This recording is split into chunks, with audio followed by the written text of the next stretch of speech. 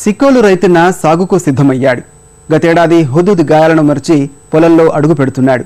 ఈసారి వర్షాలు ముందే రావడంతో నార్లు పోయడం ప్రారంభించాడు.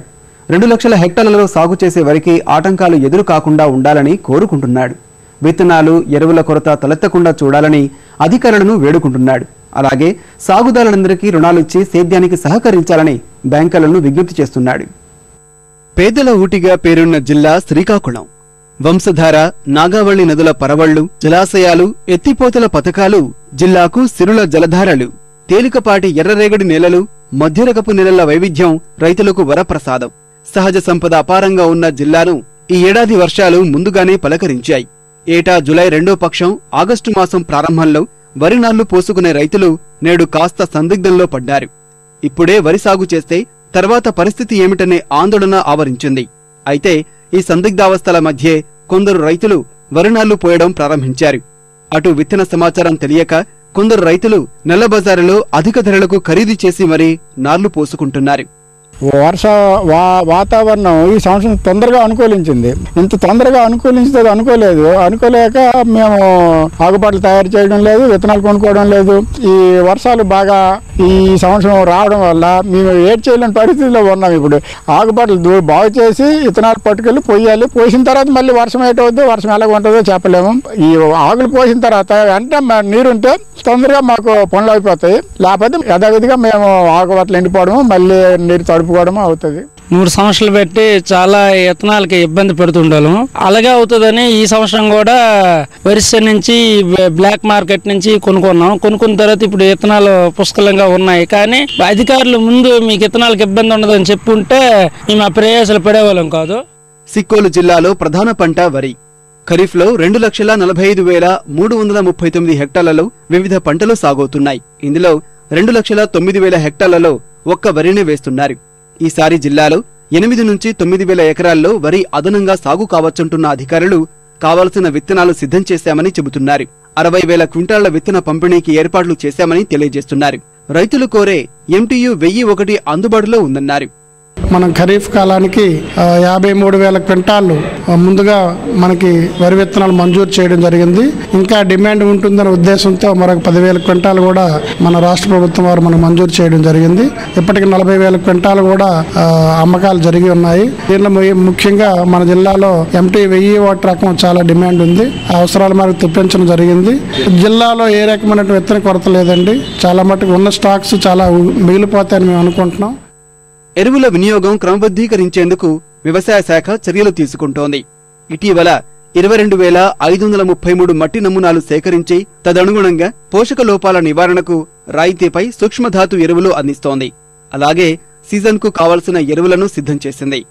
గడిచిన సంవత్సరం రిపోర్టుల ప్రకారంగా, ఇప్పుడు చేసిన రిపోర్టుల ప్రకారంగా మనకి వరి పొలాల్లో ఈ జింకు ధాతు లోపం 30% ఏరియా మేరకు ఉన్నట్లు కూడా నిర్ధారణ చేయడం జరిగింది. అందుకు గాను ప్రభుత్వం వారు ఈ జింక్ సల్ఫేట్ అనే ఎరువుని ఎకరాకి 20 కేజీల చొప్పున వేసుకున్నట్లయితే రాబోయే 3 పంటల వరకు ఈ జింకు ధాతు లోపం రాకుండా ఉంటుంది.